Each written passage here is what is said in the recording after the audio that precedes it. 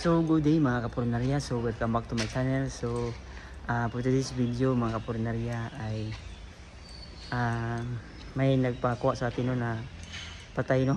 So nakuha na namin at ngayon nasa morgue na.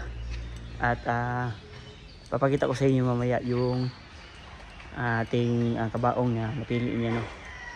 At saka mamaya din tingnan natin sa samahan nyo ako sa pag-deliver din sa patay mamaya no. So i-deliver natin yung patay at nakita ko sa inyo yung ginagawa namin kung paano kami magserbisyo sa patay. So tara, let's go mga kapurinarya. So ito pala yung kabaong na napili ng ating customer mga kapurinarya. So ayan, so ugoy po ito no, ang kanilang napili na nakabaong. Ayan. At ang gusto sana nila is yung ordinary lang, pero kaya nga sabi ko sa nila kanito ito yung dapat kunin nila kasi medyo maganda talaga tingnan, no, presentable at nagustuhan naman nila. So ayun mga kapurinarya no.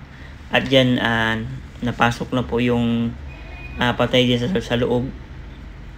At ito na po kinakarga na po ng ating mga trabahante no, para isakay sa purlon, and then i-deliver nila yan ngayon. So yan po yung kabaong no nila. So ayun lang mga kapurinarya. So yun mga kapurinarya no, natapos na natin na i-deliver ang ating kabaong mga kapurinarya.